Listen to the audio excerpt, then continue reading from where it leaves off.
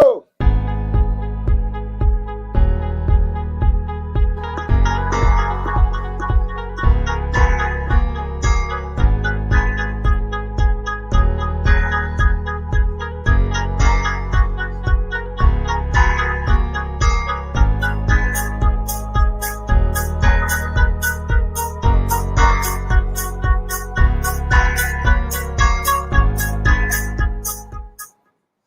What's up, what's up, what's up, what's up, what's up, my good people? Welcome back to a short break. We are back, we are back, we are back. We are excited to be back. Thank you for having us. So, we are tuning in from an undisclosed location, though, actually. We are in the Big Easy, New Orleans. We are here filming some important work with our partners. It's going to be a really cool turnout once you understand what we're doing. We're actually focusing on the votes, focusing on people going out to vote. Please go out and vote. We are really needing everyone to make it to the polls. Please make it to the polls. We are going to be highlighting poll workers in our next videos coming over from 4910. We're showing love to the people who are there, who stands true and tried while we are making one of the most important decisions that we basically are facing right now to shape the shape of this country. So thank you very much. Everyone is going to be on and popping. It's going to be, everyone's going to love it. But again, getting back to these poll workers really quick. Poll workers are very important, very special people. And we all heard the dog whistle, the call of arms, it sounds like for me, from another party's candidate. And it wasn't so nice. So I always appreciate and want to highlight and the ones who have actually stood there and did their thing and who are representing us and supporting us in this time. And it's like I said, this very important decision. So just had to feel like I needed to say that right there. So again, a short break is popping. So you see, it's just me here.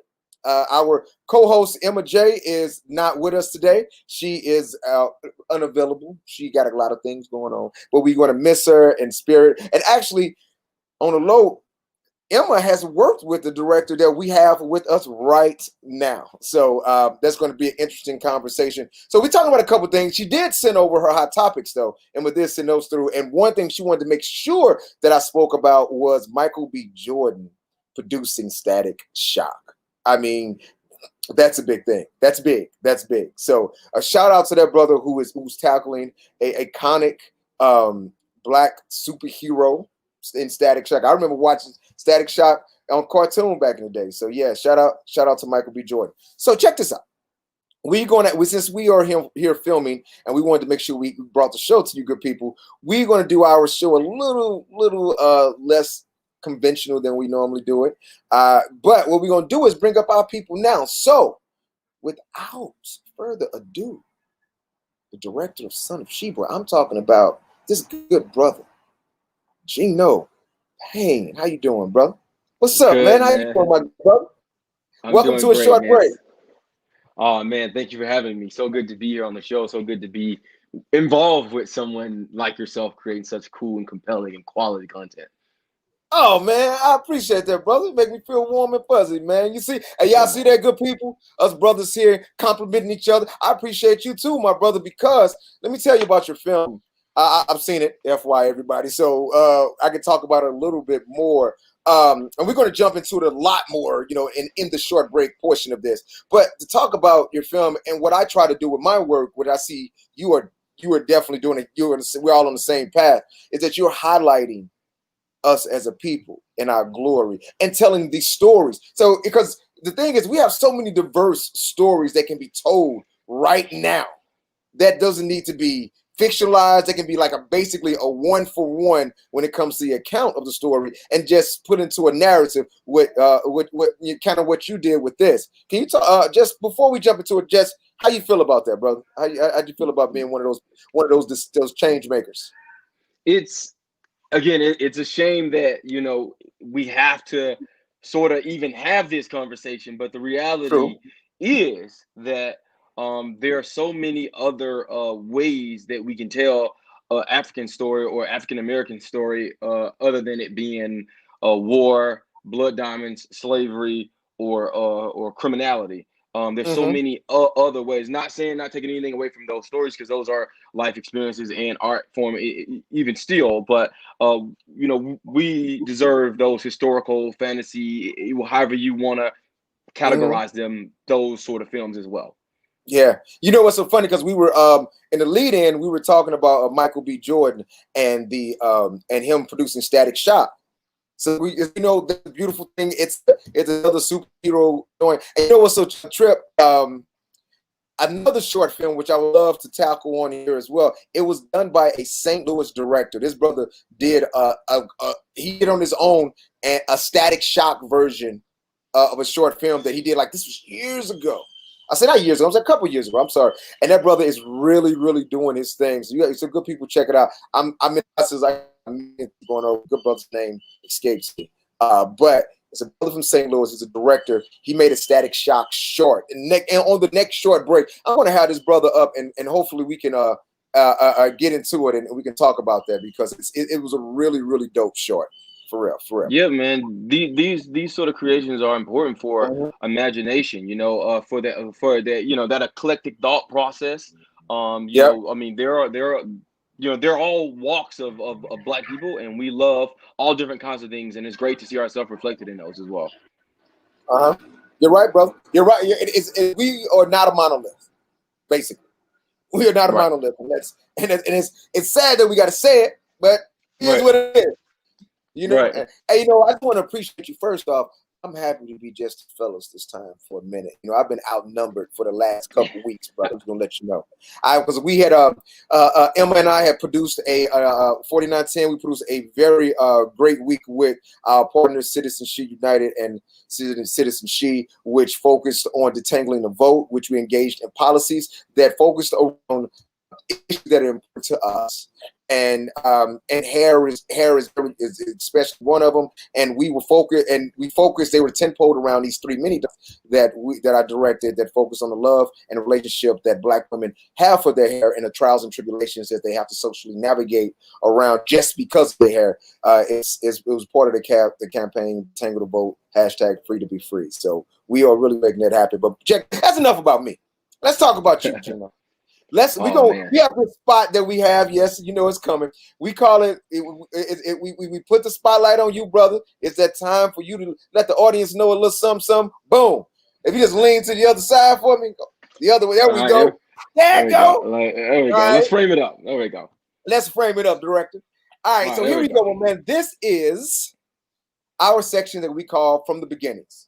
It's a good way to let the audience know who we're talking to, and then give this little insight on people's journeys, because we know every short film has a long story.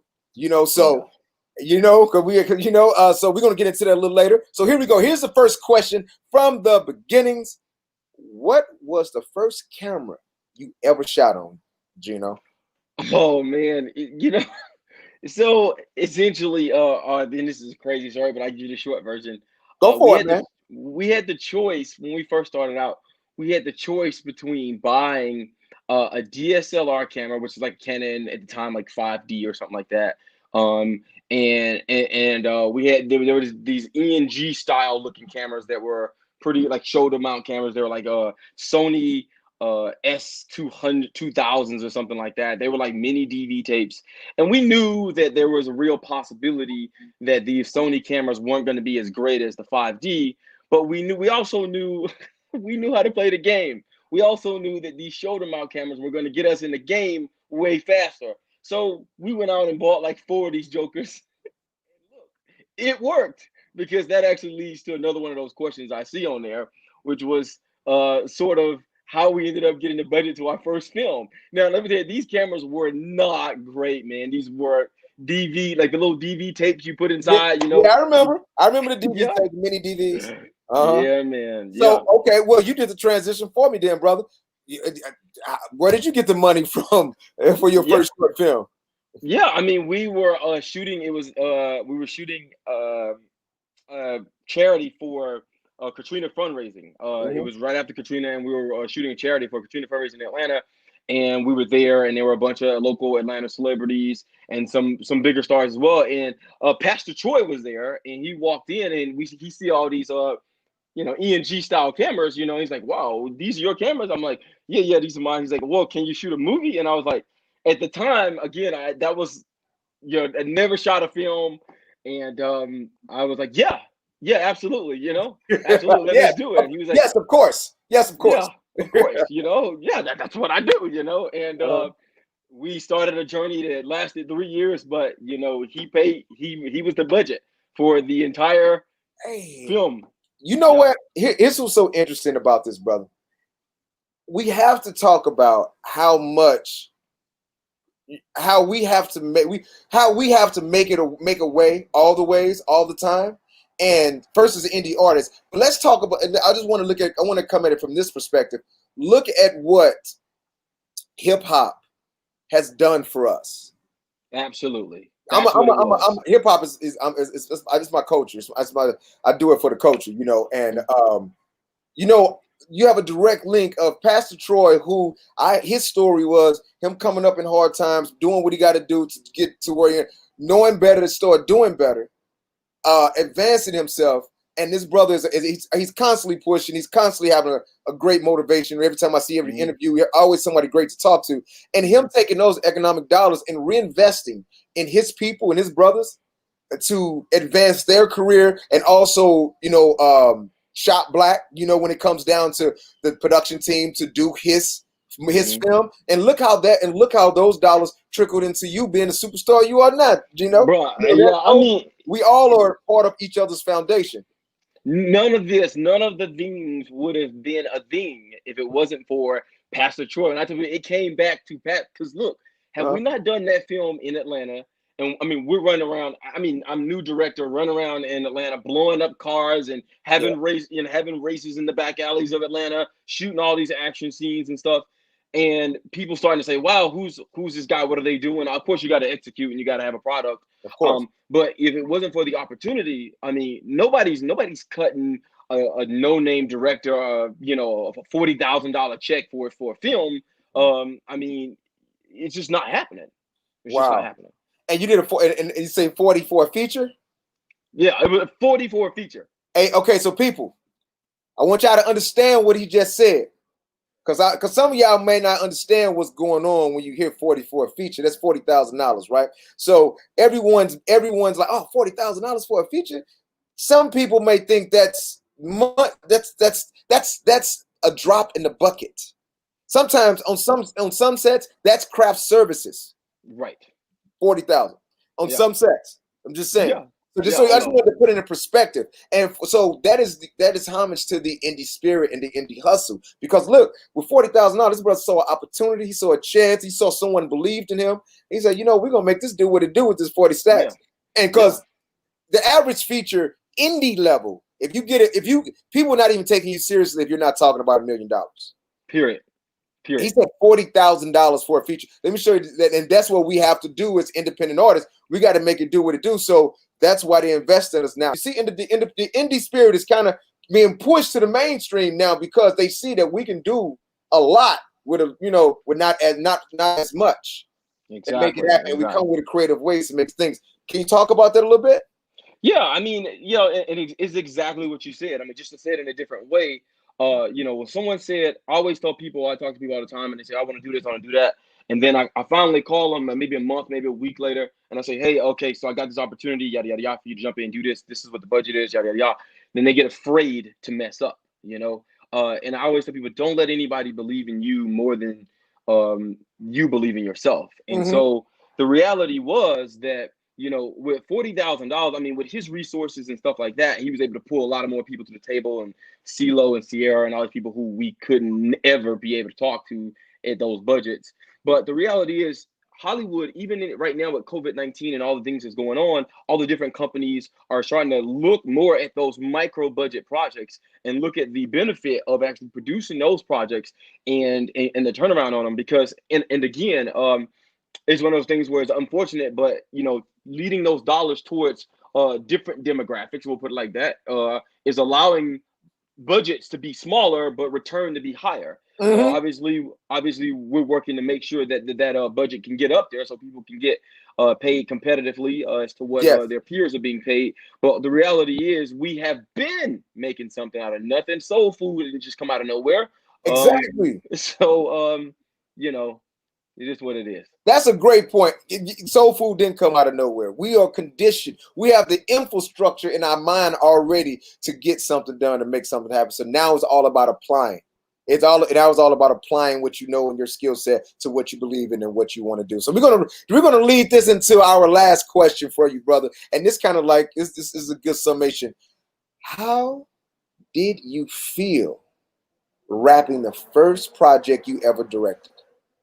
It, honestly, it was a shock. I mean, because again, you know, we had been working on this project for a number of years, and there were points where we were like, "Yeah, this is," it just we'd never finished a project before, and then finally one day we're just sitting in there editing, and we're like, "I think, I think that's it."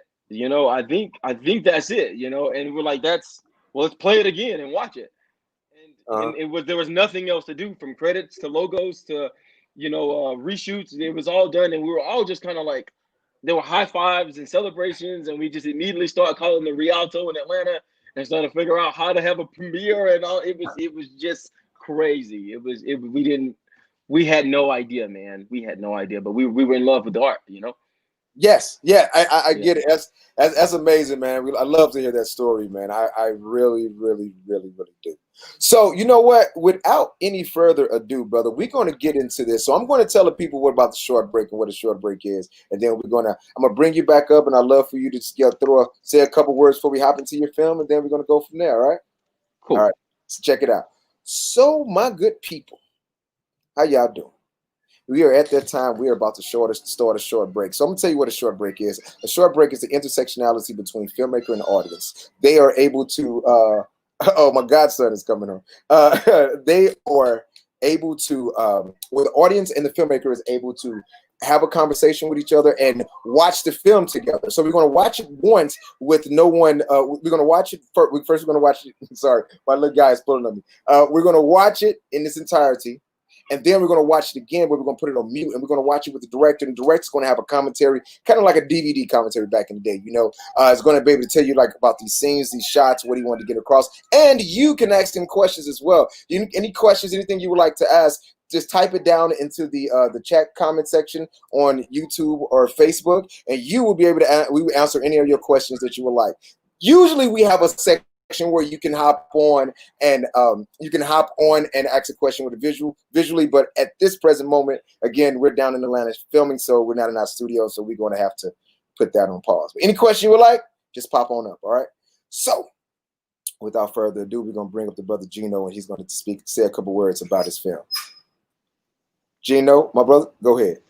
So, guys, this is Son of Sheba. This is, like Damien said, it's a smaller part of a larger story that we definitely intend to tell. But take this part in. This is an intimate conversation between a mother and her son. 950 BC, Makeda, Queen of Sheba, and her son of Menelik from King Solomon.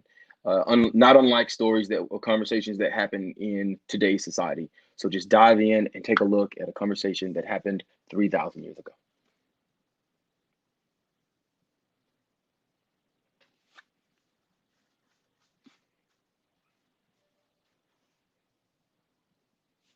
I can't hear you. I'm not sure if you're speaking. There we go, my good brother. I appreciate you. So we have Gotcha. quick locations. Thank you very much. We're going to switch over to the film. Just give us a quick second. Just look at my son's face until the film come up.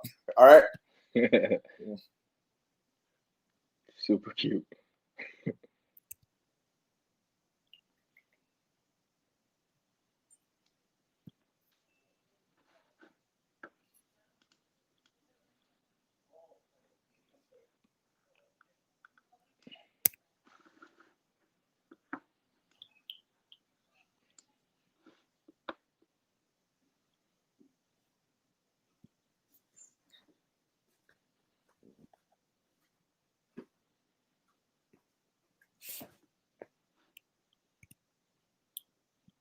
Sorry about that, good people. We just want to make sure everything is set up perfectly. Got it.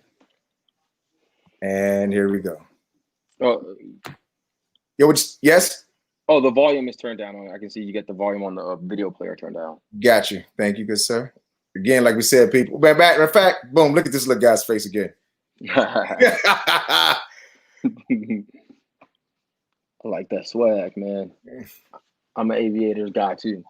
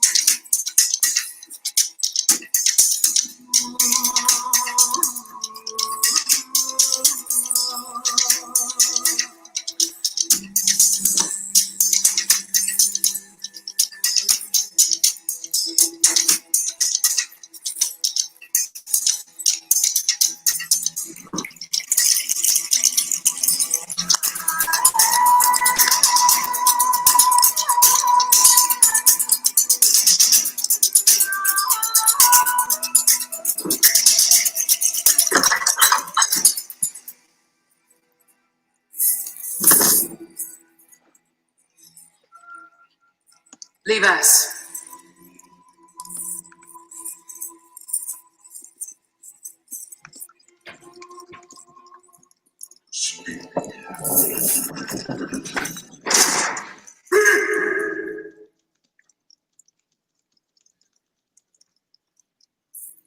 You have so many words, mother. What now? Not hold your tongue. That a foreigner has brought more truth than you gave me in an entire life. What he says of my father, do you deny? Since I was a boy, I've heard whispers of him. A foreign beggar, an Egyptian warrior, and now a king. Truth, balance, and harmony. I cannot bear it any more this rhetoric now. Speak to me as my mother, not as my queen.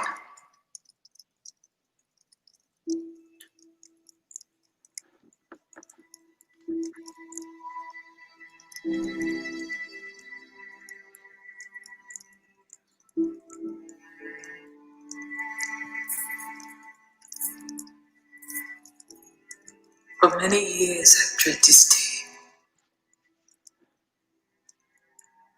When you were small, I asked the mother to wait until you grew strong. Seasons passed, and I grew old. I feel you face this day alone.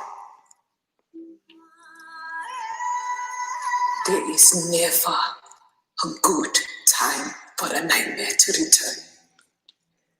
Every day, each harvest, every time the wind blows and the roosters crows,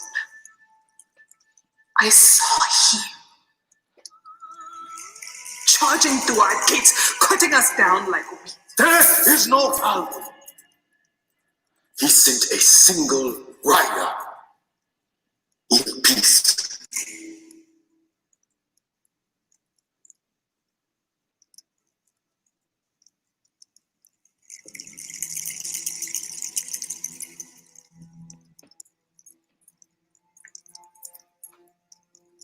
It is true. You were born son of the great King Solomon of Judah, King of the Israelites. the most powerful man in the world.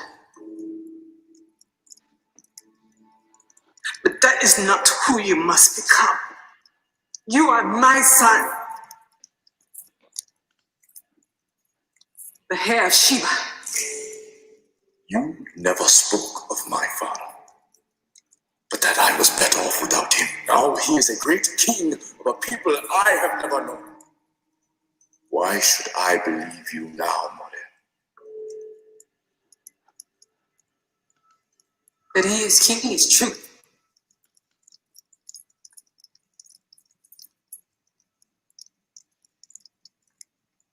But you are safer without him is also true.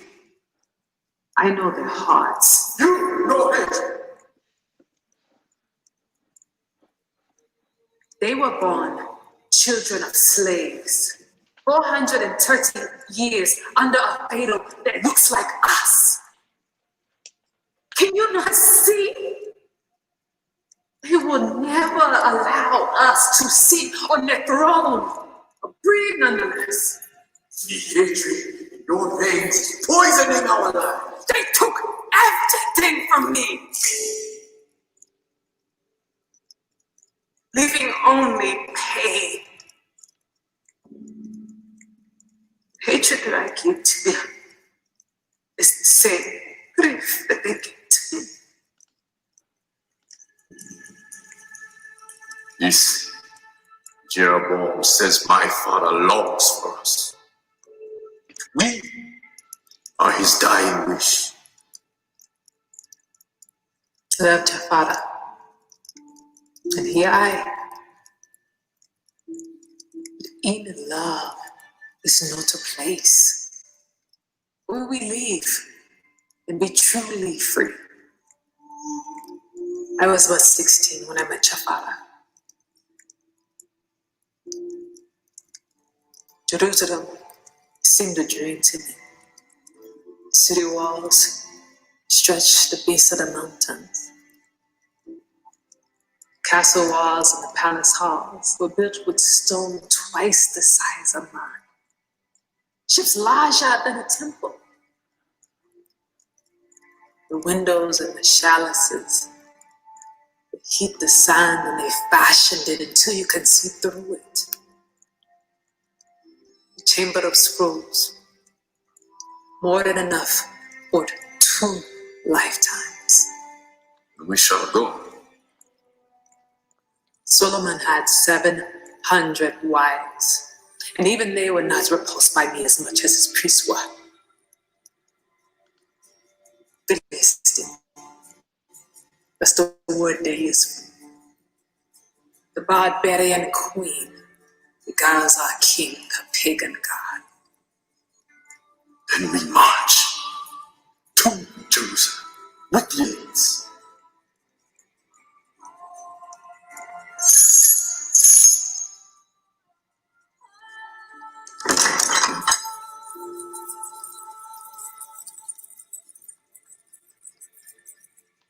Your grandfather, David, he had the same thirst for.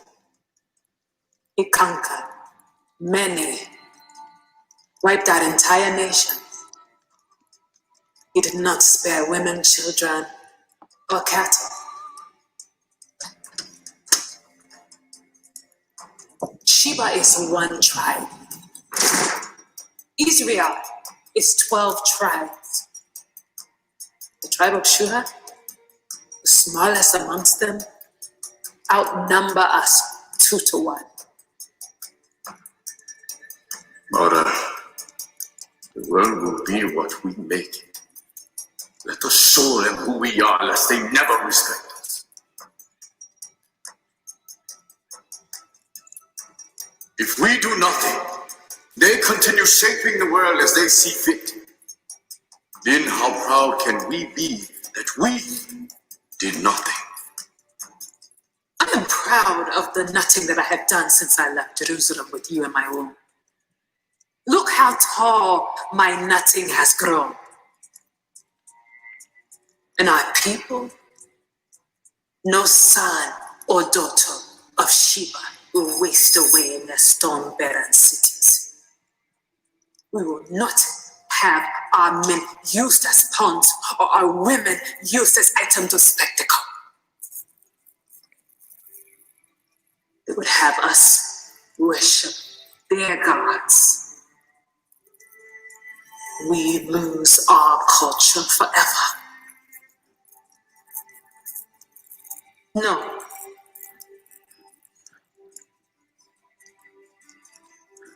You will stay, as will the trap. And we will continue doing nothing for 1,000 more years. Door.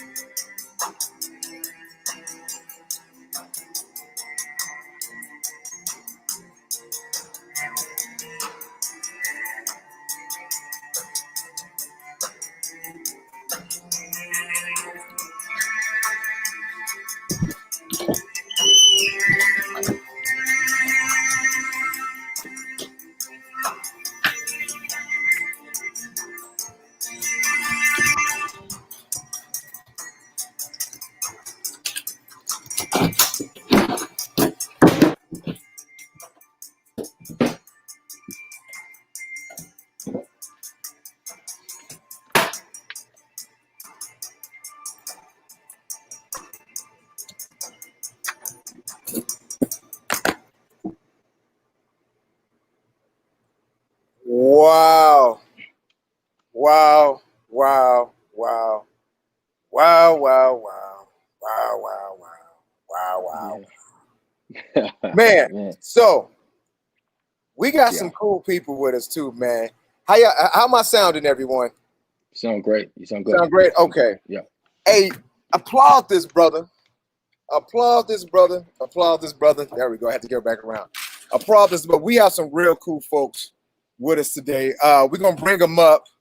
Well, with Maxie pop in, but we got Marcus. Marcus, could you tell us a little bit about what Marcus did with the film? Okay, my bad. I'm sorry. Again, like I said, I don't have my other half here with me, where she can help me out with all this.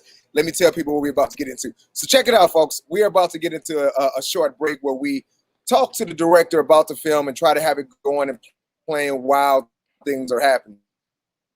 Normally we have a much smoother transition, but we are down in a Big Easy filming, so a short break is on the road right now. So we're going to bring back Gino, and we're going to bring up some people that were part of this film in the cast, and let's talk about this film, man. Wow. All right, here we go. Yeah.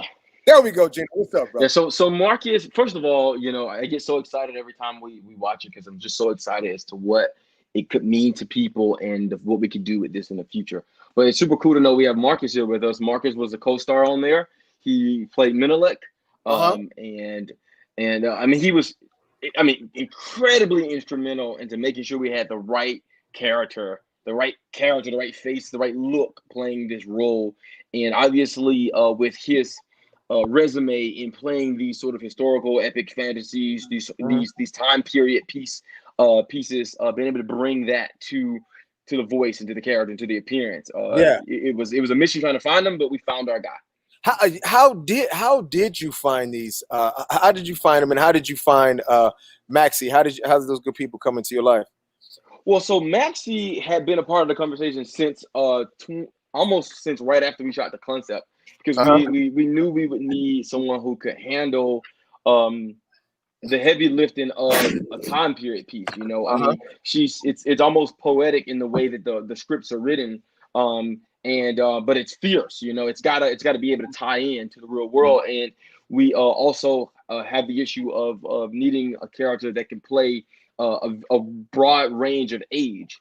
I couldn't even think of anyone beyond her that I would have wanted. And I was just so lucky when I reached out to her and she was super excited. Marcus was was a whole nother mission to find, because when casting actors of color, you run into the problem where sometimes you're looking for a very specific look that it may be difficult to find, especially on an independent budget. We couldn't have a boatload of tattoos. We needed to have someone to look like they might be somewhere in between our Makeda and our presumed future Solomon. We wanted someone that could carry a king, but also be able to deliver these lines in a way with an accent, with in the world, in the time period that we had. And Marcus, I mean, from the moment we came across Marcus, it was just like, oh man, we gotta, this is our guy, Speaking of Marcus, I believe we have him with us, and I see we have Maxie as well, but I think we may have some issues with her connecting. I see she's there, but I'm gonna bring up Marcus, and we're gonna try to get Maxie up as well. Hey Marcus, how you doing, my brother? Hey, what's going on? Hey man, we just watched you, man. We just watched you do your thing, brother. We just watched. You can't see me. I'm outside. I'm outside. You can't really see me. It's a little dark. Yeah. Where are you at, brother? I'm at Piedmont Park, in Atlanta. Atlanta. Okay. Yeah. Okay, so we got Atlanta, we got Vegas, and when Maxie gets on, I'm gonna try her out and see if she can get her through audio. Hey Maxie, can you hear us? I see you're muted. Maxie, can you hear us? She might. Oh, there she is. She might can hear us. Maxie? Can you guys hear me? Yes, we can hear you. There you go. There you go. That go to Queen of Sheba, everybody, if you're looking for her. There she is. There she is. Yeah, there she goes. There you go. What's up? Hey. How you doing, sis? Living my life like it's golden. It's great to see all of you guys. Oh, thank you. So we just got done watching your film. We were talking about, so I'm gonna say it again for the audience. Normally we will have the film running while we're talking, so we can go in and out and check it out. But we're on the road as well, on location, so we don't have all the amenities that we have in the studio. But I would like to talk about the film, and I got it going behind here so we can go into it and keep in for the timing and pacing. Can we talk about starting off with that dance? What was the thought process behind starting off with that dance, my brother? Could you share it with us?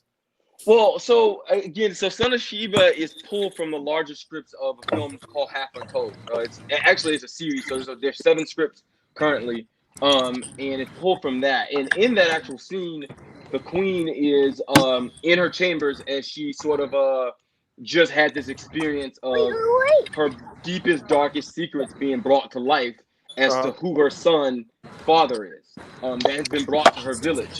So the actual scripts, this is a spiritual healer, and this spiritual healer is trying to wash away the bad juju from the moment, from what the queen's having. But in our short film, we were like, yeah, that's not going to really translate. But we did feel like it was a good way to drag the viewer into this world as they see the type of practical lighting, the type of scene, the way the room and the castle and the way everything was put together, give them a chance to be dragged into that world before we introduce them to the characters. So we thought that would be a great way to set that pace. You created the world quite vividly. The art design and your art department. What is your relationship with it? Because clearly it's a good one. What is the importance? Because I do see a lot of short films. Sometimes we are so focused on the story, so focused on the camera, you lose the details that make the film. You know, that invisible character is what I like to call it. So it's like the art department, your sound, your score. So tell me about the relationship with the art department. I mean, and to help set the aesthetic. It was an ongoing conversation from obviously the very beginning. It was trying to find the right location. I mean, finding a castle. We couldn't build a castle because of budget restraints, but we had to find a castle that we can then modify to look like the time period that we talked about.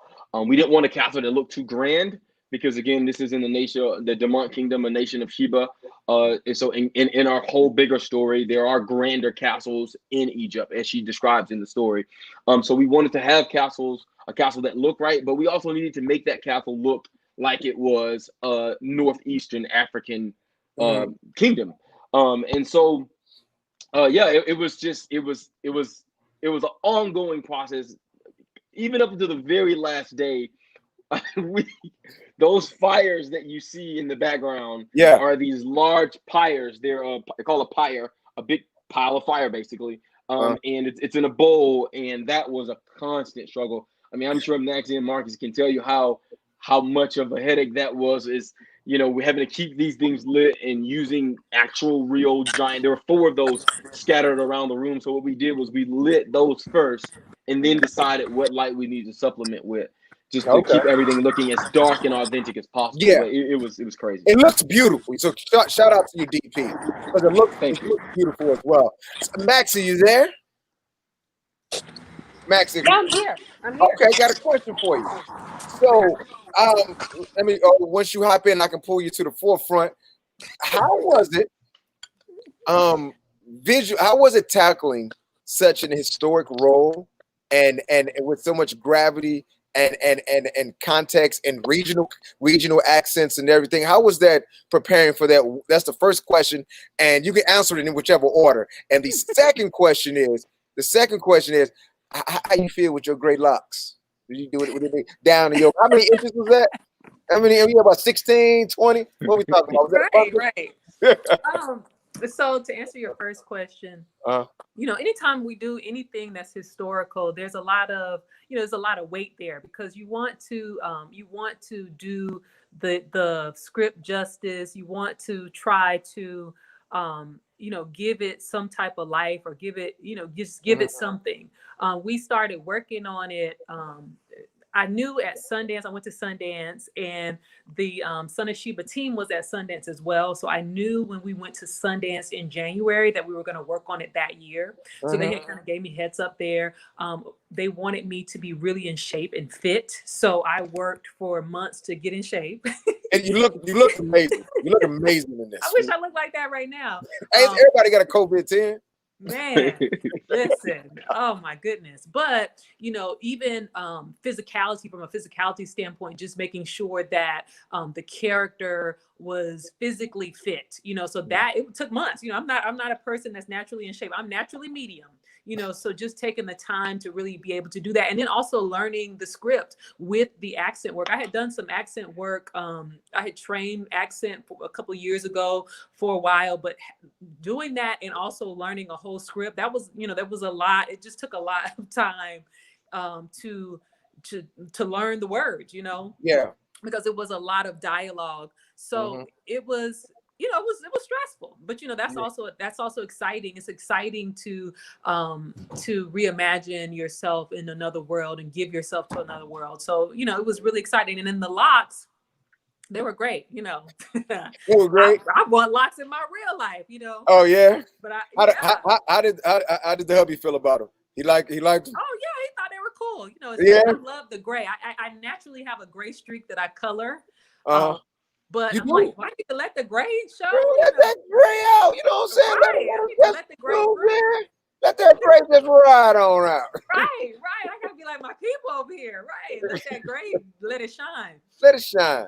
Right. But that's cool. So, all right, and another question. I'm looking at a scene now, and your shot selection, Gino, is spot on, brother. Just give you the props. But Max, I'm looking at a very emotional scene that you're going through, trying to explain to your son the ways of the world, and not to rush into things, and understand the balance. Did you draw from any personal experiences from that, or is this all character work that you dove into this? Yeah, I mean, it's character work, but it's life work too. At the end of the day, all stories are, it's real life, reimagined, right? Yeah. So I'm a mother, and as a mother, there are hard conversations that you have to have with your children. I have a daughter who's a tween, so she's in between a teenager and a little kid. So as a mother, I'm always going to relate to a strong mother that wants something great for their child. always, forever and always, because that's naturally who I am. I think I was even that before I was a mother. You know, that's my essence. Yeah. You know, and that's why I can play a classically strong and soft character at the same time, no matter what. It doesn't matter what time frame it's from. I'll always be able to play those type of characters because that's who I am as a woman. 100. Yes. You know, 100. it doesn't matter the time period. No matter I can always relate to that. You like, no matter what the time period, I got the time. Right. Because that's who I am in my soul. Mm-hmm. You know, I'm the teacher. You know, naturally in my soul, my grandmother always told me that I have a teacher's soul, right? It's because I have, like, I want to teach, I want to educate, I want to, you know, all of those things are embedded in who I am. So I understand a mother who wants to redirect a son's thought process. I understand what that looks like, what that sounds like, what that feels like. I do. Yeah. Marcus, what's up, brother? How you doing? Hey, I'm first off, was it cold? Hold on, you rolling? Oh, Marcus, can you hear me, brother? Oh yeah, I'm good. I just had to unmute the thing. Oh, okay. Hey man, was it cold out? Was it cold? Shoot, man, they didn't put you in much, man. I think they were trying to sell the flesh a little bit on you, brother. Well, you know, the thing is, you know, I kind of have a natural insulation. So you know, even if it was cold, you know, I'm kind of built like a polar bear, so I'm all right. Okay. I was good, man. I liked it, man. You know, you don't usually see the big boys in little, you know, and a couple of little, you know, little shoulder pad here, a little cloth there. You know, the big boys don't usually get stuff like that. But man, he showed me the costume, and I was like, okay, all right, let's do this. Brother, I see that you and again, kudos to your performance as well, brother, because I see you bringing it and having to deal with a powerful woman, which is your mother, which is a dope actress, and Maxie. How was that playing? You guys bouncing off each other. How did that make you feel? And how was it being able to keep that tennis ball up in the air with an actress like Maxie? I mean, honestly, like at the beginning of the process, I was actually a little intimidated, you know, being honest, because she's so focused and because she's so talented. I was like, oh man, you know, I really gotta step my game up, you know. But then once we really got into it and we were able to really like delve into the relationship, that mother-son relationship, it was actually amazing how much I was able to build myself upon, like, character-wise, just based on what Maxie was bringing, like the depth that she had, like as a mother, was, I mean, she convinced me. I was like, oh yeah, I'm your kid, and yeah, I get it. You know, I mean, being honest, I was like, well, yeah, like you know, accent aside, time period aside, you know, she says she knows what it's like to be a mom. I know what it's like to be a belligerent son.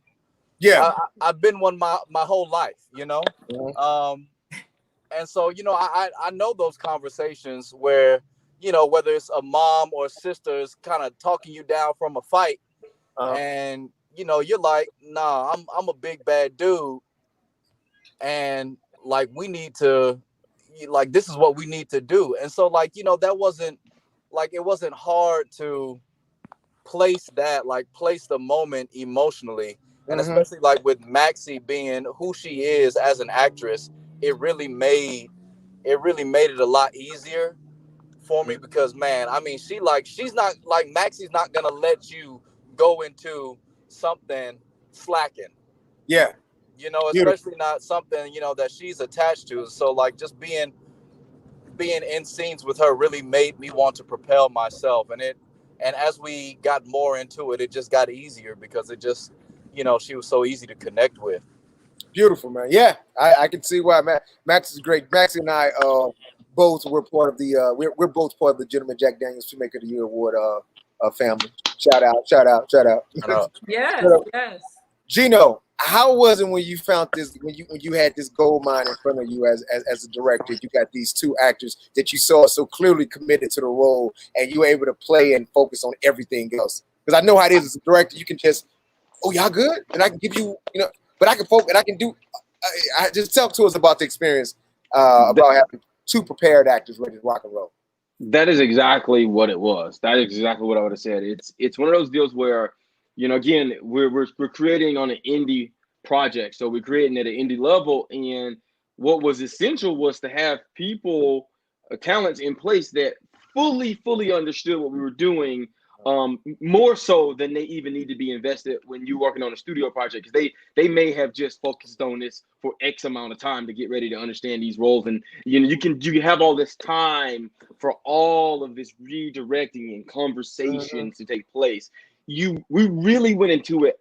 I understood at first that we had to have people who were going to be able to own understanding of what they're doing. And when we got on location, it played out exactly like that, where they were like, it was kind of a thing where it's like, I don't got any redirection, for you, that was good. And they're like, we good? I'm like, that's good, and let's move on to the next shot.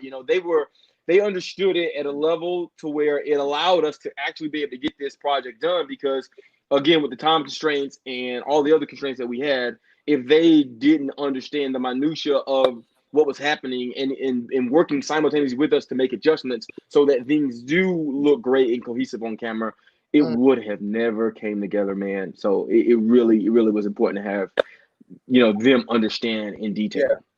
You know what? And that's the thing right there. And that's for all the actors who's watching this, who's going to watch the replay. Normally we watch it later. When most people watch it, you're going to understand being prepared can change everything for a production. So that's why it's so important, my actor brothers and sisters. But you know what? I'm not just going to harp on the actors and brothers. Everyone that comes to set, if you're the grip, the AC, the dolly grip, the G&E, the swing, scripty, everybody being prepared helps push a production, because one of the biggest things, two things, everybody want to do their best and everybody want to go home early. Those are the two major things on set. They want to do their best and go home early. So for us to get you what you want, just give us what we want. Just be prepared, actors. Can you second that, Gino? Amen. I mean, like I said, if on an indie project, on any project, if you are not prepared, that is the difference between, like you said, the project not looking its best and you not being able to go home early.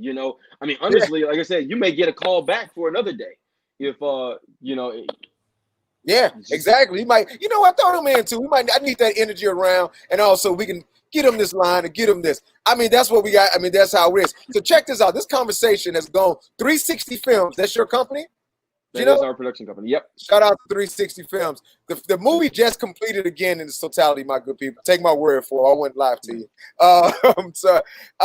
So with that being said, that's the conclusion of the short break. I would like for each one of you, if you can, to say something. Please let us know what you got coming up next, where we can find you, and then you're going to wrap it up. So I'll start off with ladies first. Ladies first. Oh, Maxie. Oh, great. Well, you can find me everywhere on social at Maxie McClintock, and that's MaxieMcClintock. And I have coming up, I just wrapped 2 films that are going to Hallmark. One is A Christmas Wish, and it's a Santa movie, and the second one is A Taste of Romance. So those are the 2 titles that I have coming up soon. And it's a journey. So throughout the journey, different things are going to happen. It's some stuff I can't talk about, but look, at the end of the day, I'm happy to be working. But those are 2 projects for sure that I'll have coming up at the end of the year. Beautiful, beautiful, beautiful. So what we're going to do is we're going to take this down after tomorrow and then re-put it back up. Okay. Edit it, and we're going to make sure we add in your social media, Maxie, and everyone's as well. All right. So up next, Marcus, want to say a couple words, my brother? Yeah. I mean, I guess I'm online at Black Actor Dad on Instagram. That's your name? That's fun. Dope. Go ahead. Black Actor Dad. Let's see, what's something cool I just did. Me and my youngest, we just shot a Driscoll's Berry commercial. That just dropped a couple of days ago, I think. And I think you can find it on there. Like, you can find it on Driscoll's thing, and I think whatever the production company, I forget, Voyage TV, I think. Yeah, so you can check us out. We're super cute. We're eating berries and ice cream if you're into that kind of stuff. Yeah. And beautiful, man. Beautiful, Marcus. Again, great job, Maxie. Great job, Marcus. Gino, you got something to say, my brother? Go right ahead. Yeah, guys, link up with me online. I'm on Instagram at sir_Gino. You can find all the rest of the links from there. Yeah, we're constantly working on various different projects. The things I'm most excited to talk about is we just finished a psychological mystery that is going to be actually dropping here soon for premiere. We don't know what we're going to do as far as distribution with everything going on, but we have a Christmas film, a feature that we just finished up and is in post right now, and we're hoping to get that out at some point next year. But hopefully the cast and crew can see it by the end of this year. But yeah, I'm excited to link up with you, Damien, and again, everyone else who's out there. You know, I'm excited to see you guys at work too. All right, for sure, brother. For sure. Listen, I know how you feel about that. We have a couple projects that, you know, should be coming out. It was supposed to come out in like March and all those type of things. And don't know about the online festivals 100%. Honestly, I just don't. It's a lot of things in limbo, but we're going to make it happen. It's going to be great. Damien, what's up? You said that someone knew Gino at the top of the show. I did. And it is my co-host, Emma J. Emma was in one of Gino's projects. Was it a spec for this one? Yeah, so Emma was in the original concept. She was an extra in the original concept reel for Half Untold / Son of Sheba. Yeah. Wow. Yes, and Emma's the co-host. She couldn't be here today. She before she knew this was going to be the film, and when I was like, "Yeah, we have this," it's like, "Oh my God, you know, I love to say what's up to him and everything." But you know, that's how things go. We've been working on the shoots that we're doing down here in New Orleans, and we're wrapping up. And we head back to LA tomorrow. So, yes, my good people, it was a stone cold blast. Thank you for being a part of a short break. Now you're part of the short break family, so you can come back whenever you want. Whenever you're watching short break, you want to pop up, holler at your boy. We're around. Thank you, Gino. Thank you, Maxine. Thank you, Marcus. Gino, would you like to say a couple things before you get out of here? You want to say peace to the folks? Guys, thank you so much for joining in. And then, like I said, you know, we'll see you guys at work. All right. Hey. Maxie, thank you for the connect. Love always. Hey, first, I'm going to highlight Maxie one more time. She is so great. Her spirit is so popping, on and popping. I was hitting her up about a project. She's like, "Brother, if I had it, I'd give it all to you right now." That made me feel so warm and fuzzy. She's like, "I wish." This is my life work. At the end of the day, this is my life work, and God is going to bless me to be able to, you know, do what Michael B. Jordan is out there doing, which is produce. Exactly. You know, it's you know, it's all a family, it's all a team. But at the end of the day, I am pro team. I am pro story. I'm a storyteller, and I love my people. I want my people to be. I want us to be telling stories about our people. You know, so that's a part of my mission in my life work, and I know God is going to give me the chance to approve some of these stories. You know, won't He do it? Okay, He will. He will. He really will.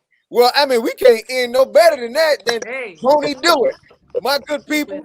We had a great time with you on a short break, and in summation and in conclusion, won't He do it? All right, my good folks, I'll catch y'all later. Hey, thanks for joining in. Peace, love, and art.